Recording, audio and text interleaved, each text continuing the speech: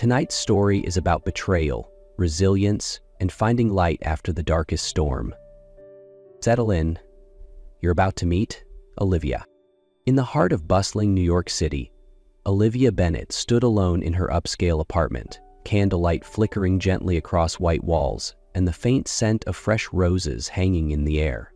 A rising fashion designer, Olivia had spent her youth clawing her way up from nothing, each sketch, each seam stitched with the hunger to prove herself. And now, it felt like everything was finally falling into place. Tomorrow, she was set to marry Daniel Carter, her longtime boyfriend, the man she once believed would be her forever. Her wedding dress, one she had designed herself, hung gracefully in the corner, soft as a stream of white silk, shimmering under the chandelier. She stepped closer, running her fingers along the delicate fabric, imagining herself walking down the aisle, Daniel waiting at the end, his eyes warm and full of love. But deep down, a quiet unease had crept in. Lately, Daniel had grown distant. He blamed work, disappeared during the moments she needed him most. Olivia had brushed it off, telling herself it was just the pre-wedding stress. Tonight, though, she wouldn't wait around. She would go to their new apartment, the one they'd chosen together as their future home, and surprise him. What Olivia didn't know was that within just a few hours, her entire world would fall apart. The night had deepened, yet New York streets still pulsed with taxi horns and flashing lights. Olivia pulled on her coat, her heart fluttering with anticipation as she imagined surprising Daniel. She pictured his face lighting up as he opened the door. Startled, overjoyed, she still believed in that love. Until the door unlocked. She stepped into the apartment, the one they'd chosen together, decorating it piece by piece for their shared future. But what met her eyes wasn't warmth. It was a sight she would never unsee. Daniel, arms wrapped around another woman, right in the middle of their living room. And not just any woman.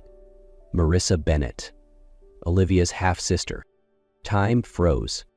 Marissa gave a soft chuckle, her eyes gleaming with triumph. "You're early," she said, her voice honeyed and sharp as glass. Daniel flinched, face pale, lips parting but no sound escaping. Olivia stood frozen. She couldn't speak, couldn't breathe, couldn't cry. All she could do was turn and flee. The sound of her heels echoed hollowly against the hard wood as she raced away from the apartment that once symbolized hope. The night wind lashed against her face like whips, but the real pain came from within, from a heart ripped in two. The man she loved, the girl she had once tried to love like family. Both had shattered every ounce of trust she had clung to. She didn't know where she was going. When she finally came to, she was perched at the bar of a sleek, upscale lounge, bathed in low lighting and soft jazz. A glass of whiskey slid toward her, and Olivia downed it in one go. She didn't want to think, didn't want to feel. Just for tonight, she wanted to forget. The bar buzzed with life, but to Olivia, everything felt blurred behind a wall of burning whiskey. She sat still, fingers curled around an empty glass, her heart in knots, the pain too fresh to name. A calm, deep voice spoke beside her. "Rough night, huh?" Olivia looked up. A man in a dark suit, hair neatly combed, eyes deep enough to see straight through the shell she was trying to hold together. She smirked slightly, almost bitter. "You have no idea," she replied, her voice hoarse. He introduced himself, Julian Blackwell, CEO of Blackwell Capital, a name not unfamiliar in the fashion world. His firm backed several top-tier brands Olivia had once dreamed of working with. They started with small talk, but somehow the conversation shifted to betrayal, grief, and the slow-burning rage rising inside her. "I don't want revenge," she whispered, almost lying to herself. "But I want them to know how deeply they've broken me." Julian didn't flinch. He leaned in slightly. "I can help you," he said. "There's a gala tonight, big one. Come with me. Be my wife, just for the evening. Let them see you, not broken, but rising." Olivia stared at him. The idea was absurd, but in his gaze there was something, an uncanny understanding that made her nod. She didn't know why, but she trusted him. An hour later, Olivia arrived at the gala looking as though heartbreak had never touched her. A fitted silk gown hugged her frame, her hair swept into an elegant bun, and her eyes held a sharpness that surprised even her. Julian had arranged everything seamlessly, from the dress and the car to how she walked beside him hand in hand like they were a real couple. The gala, held at a luxury hotel in the heart of Manhattan, was filled with New York's fashion and financial elite. As Julian entered with Olivia on his arm, heads turned. Whispers followed. Who is she? When did Julian get married? A new power couple? Olivia felt like she was playing a role, but, strangely, it didn't feel fake. She held her chin high, smiled softly, as if she'd never been broken. Julian remained close, his hand resting lightly on her back, a simple gesture that made her feel less alone. Toward the end of the night, the two of them stood quietly on a balcony. Julian turned to her. I have another proposal, he said. Pretend to be my wife, not just tonight. You help keep Charlotte at bay, and I'll help you rebuild everything you lost. Olivia stared at him, silent. She thought of Daniel, of Marissa, of the wedding dress still hanging in her room. Then she looked into Julian's eyes and nodded. Maybe this wasn't just a game. Maybe it was the beginning of something new. 3 days after the gala, Olivia walked into the headquarters of Blackwell Capital, not as someone's fiancé, but as a true fashion designer. Julian had kept his word. She now had her own private office with a view of the Manhattan skyline and a design team dedicated to bringing her ideas to life. At first, Olivia was hesitant. She had never worked in an environment where eyes followed her with both curiosity and quiet doubt. But then, something within her stirred. She picked up her pencil and started to draw. The first lines were shaky, uncertain, but as emotions poured in, her hand moved faster, freer. She designed dresses for women who had been knocked down, but rose again, fierce and proud. Julian would occasionally stop by, standing in the doorway, silently observing. One evening, he picked up a sketch of a bold black gown with sharp, daring cuts. You're better than most I've worked with, he said, his voice steady and warm. Olivia blushed, offering a shy smile. It had been so long since anyone truly saw her talent. They began talking more, about fashion, about values, and eventually about the griefs they carried. One night, standing together on a high balcony, Julian told her about his mother, a gentle artist who died in a suspicious accident orchestrated by his father. Olivia went quiet, then rested her hand on his. I lost my mom too, she whispered. In those quiet spaces, something began to bloom. No longer just collaboration, no longer a performance, but something real, something neither dared to name. Just a few weeks into her work at Blackwell Capital, Olivia felt like herself again. Her office buzzed with sketches, fabrics, mood boards. The hum of sewing machines and bursts of laughter from brainstorming sessions filled the space. Julian kept his word.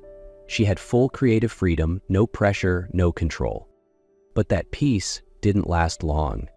On a Monday morning, just as Olivia was about to enter a meeting, the office door flew open with such force that heads turned.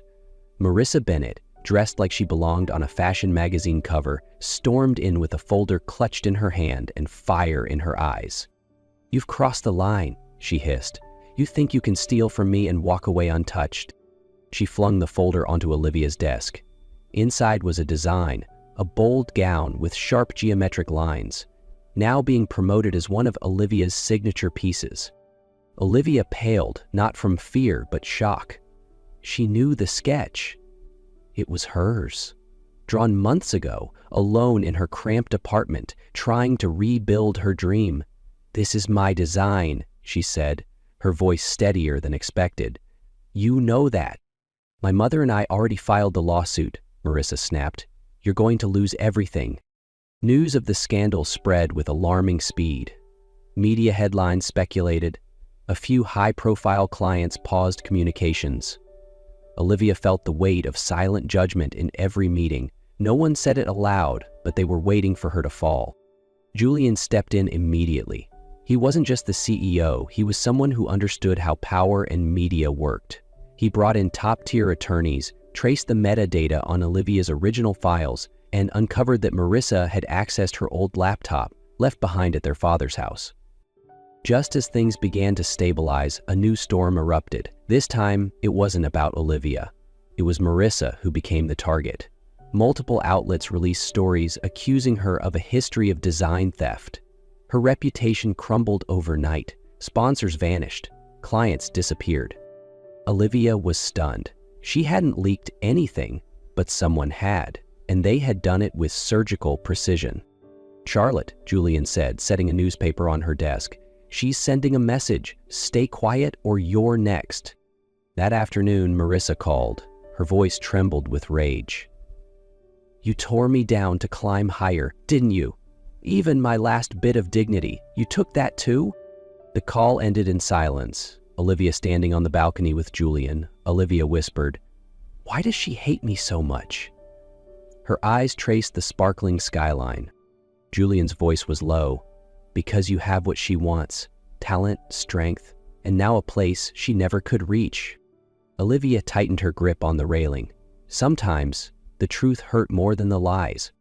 The night of Olivia's debut collection show at Blackwell Capitol marked more than just a professional milestone. It was a testament to her survival.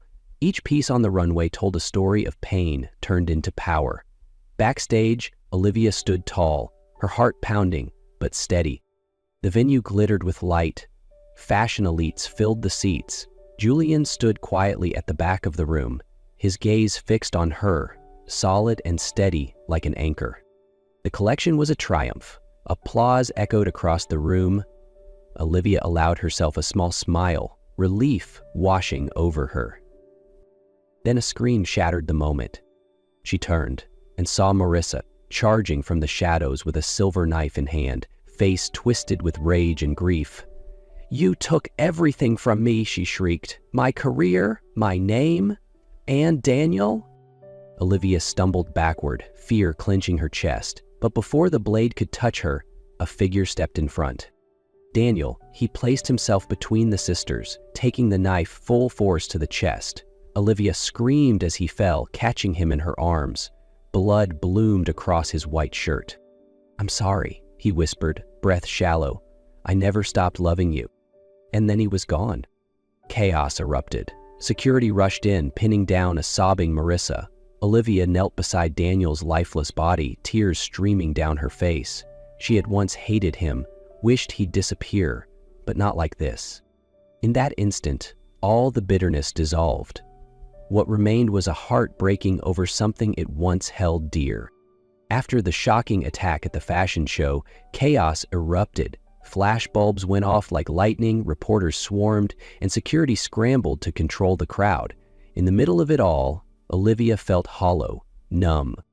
As she stepped out from backstage, two men in staff uniforms approached from behind.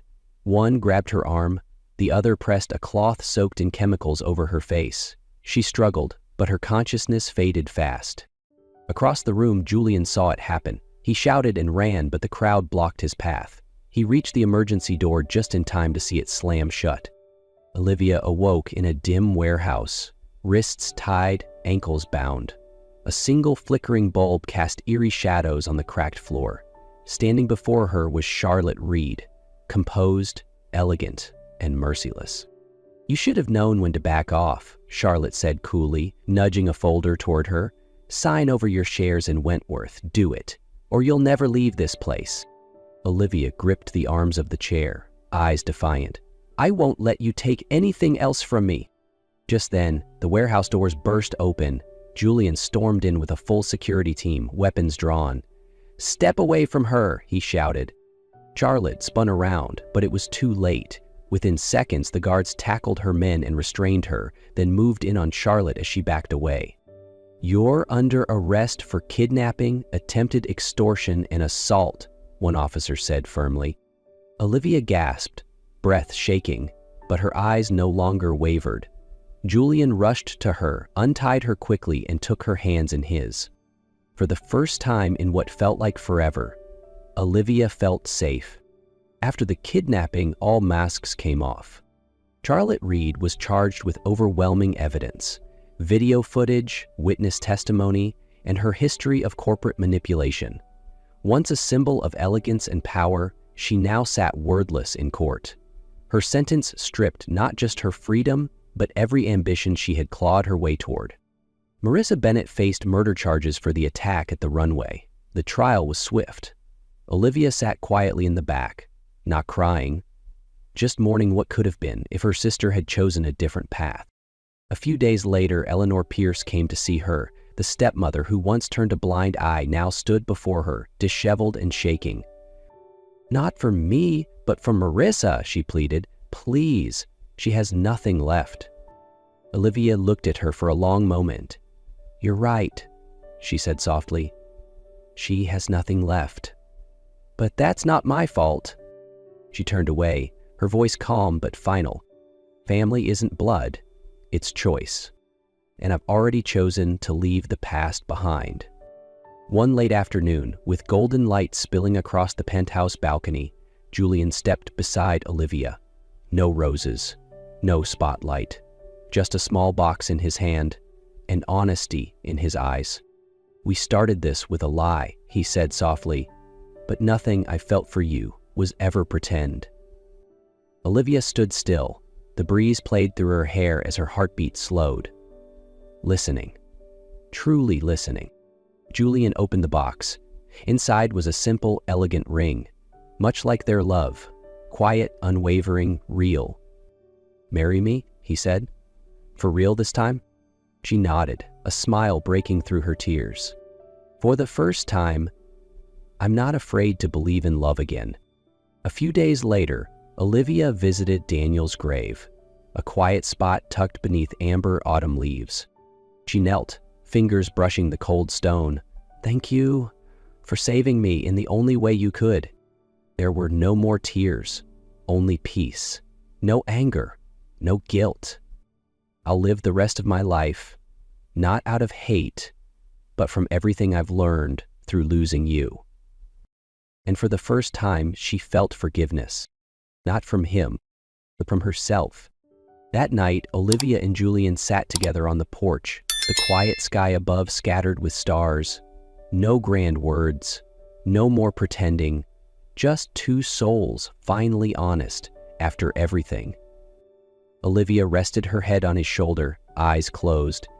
"We've been through so much," she whispered, "and we're still here."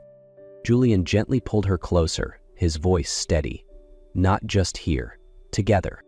They sat in silence, letting time stretch softly between them, as if the world had slowed just for this moment. Above them, the stars seemed to shine brighter, like the universe itself was whispering what they'd both known deep down. Because sometimes, after all the storms, love arrives right on time.